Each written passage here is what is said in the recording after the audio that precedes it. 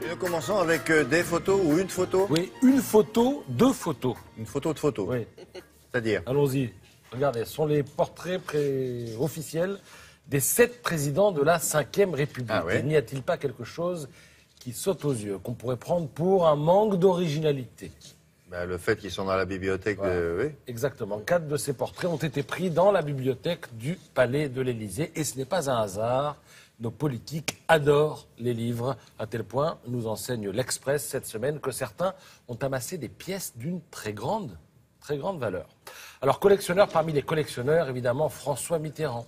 Dans sa collecte, il y a l'intégrale de la recherche du temps perdu, mais François Mitterrand avait pris soin de vérifier que le premier volume soit celui publié à compte d'auteur par l'écrivain.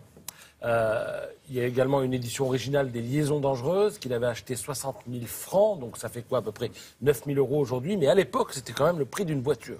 Et il avait demandé au libraire de pouvoir payer en plusieurs fois.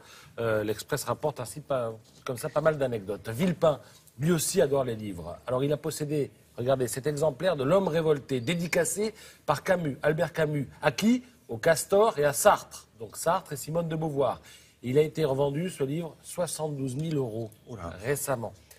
Et Villepin a aussi dispersé sa bibliothèque napoléonienne et il s'est aussi séparé de 500 autres livres. Ça lui a rapporté 3 900 000 €. François Léotard, lui aussi adore les livres. Il a 7 bibliothèques, paraît-il, dans sa maison. Et alors Sarko, il aime autant les livres que les manuscrits. C'est-à-dire qu'il possède une lettre manuscrite d'Henri IV à Marie de Médicis, soit un roi de France écrivant à son épouse italienne, toute ressemblance avec des personnages, etc.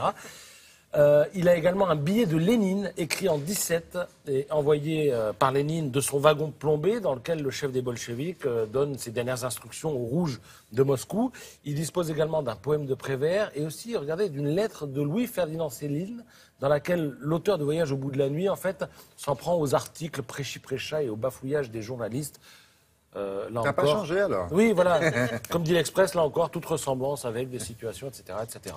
Alors pourquoi je vous parle de tout ça et pourquoi l'Express nous en parle, et l'Express est particulièrement intéressant sur 3 pages, c'est parce que s'ouvre demain le salon du livre rare et des objets d'art. C'est au Grand Palais, donc à Paris. Ça commence donc demain, ça se termine dimanche. Et à cette occasion, eh bien, sera mis en vente un fantasme de collectionneur de papier. Regardez ce livre, Du côté de chez Swann, c'est signé évidemment Marcel Proust, mais celui-ci est sur papier Japon, c'est-à-dire un papier un peu jauni, un peu, pas verni, mais un peu, enfin un beau papier en tout cas, et il n'existe que 5 du côté de chez Swann, sur papier Japon. L'un, d'ailleurs, est introuvable parce qu'il a été spolié lors de la Seconde Guerre mondiale.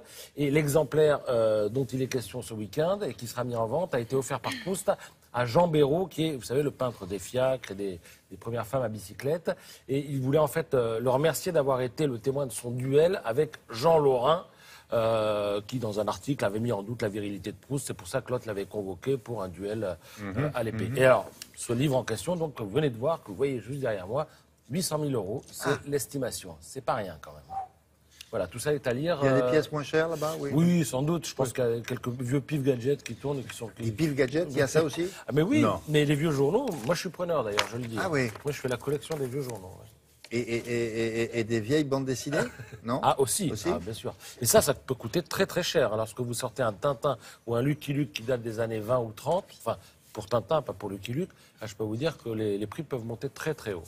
Puis il y a des acteurs français très célèbres d'ailleurs qui collectionnent des bandes dessinées.